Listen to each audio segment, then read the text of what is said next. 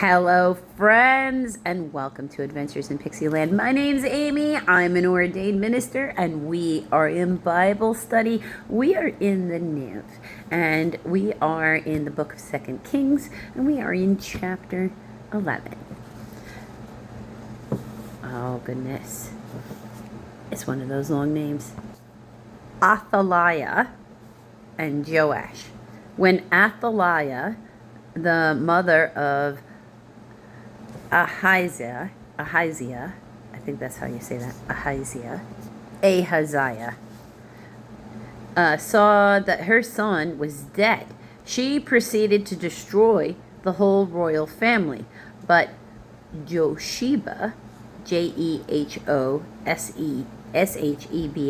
the daughter of King Jehoram and sister of Ahaziah, took Joash, son of Ahaziah, and stole him away from among the royal princes who were about to be murdered. She put him and his nurse in a bedroom to hide from Athaliah, so he was not killed.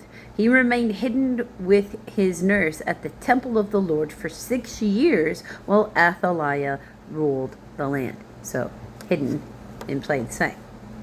But meanwhile, in the temple, so away from the terrible influences of the looks like grandmother.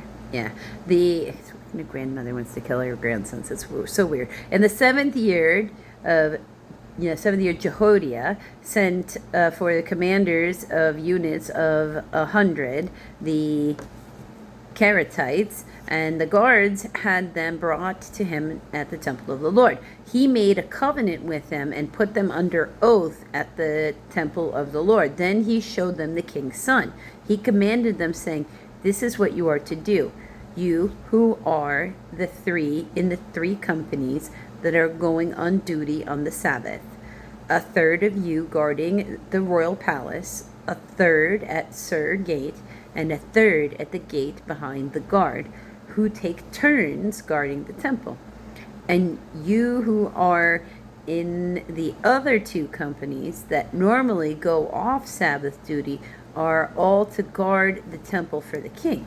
Station yourselves around the king, each man with his weapon in his hand.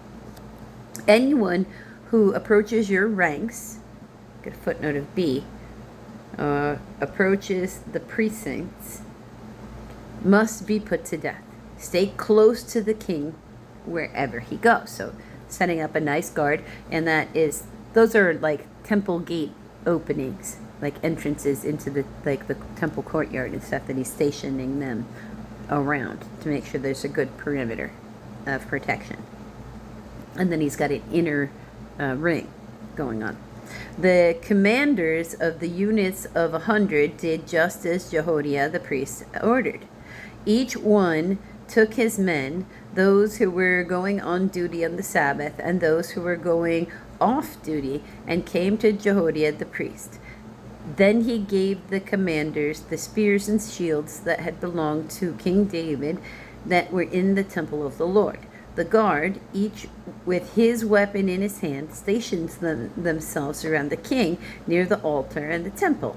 So from the south side to the north side of the temple. So, along one side. Jehoiada brought out the king's son and put the crown on him. He presented him with a copy of the covenant and proclaimed him king.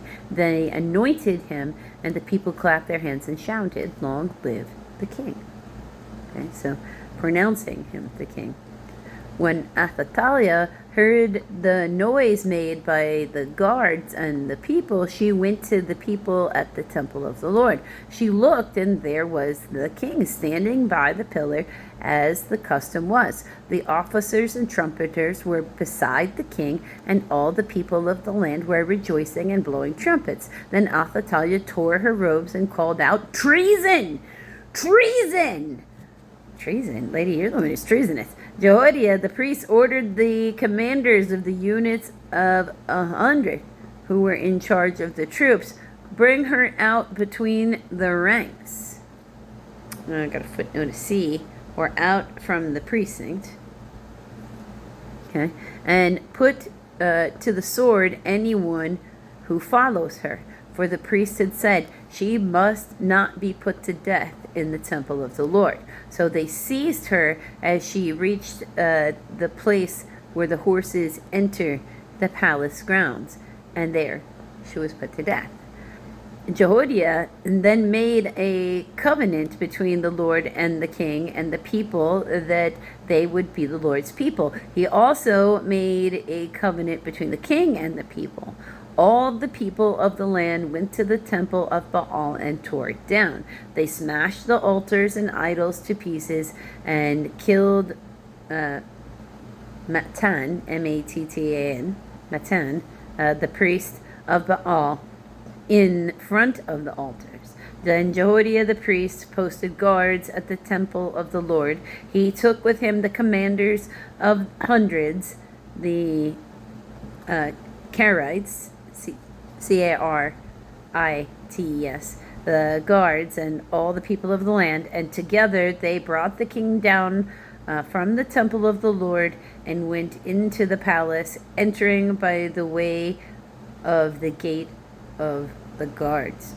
The king then took his place on the royal throne, and all the people of the land rejoiced, and the city was quieted, because Athaliah had been slain with the sword at the palace. Joash was 7 years old when he began to reign. Joash, with the footnote of D.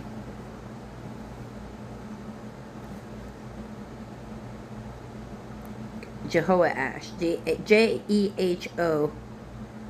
Jehoash, is another variation of Joash. And if you want to find out what Joash, the 7-year-old boy king, does next, you're going to have to come back for the next video, friends.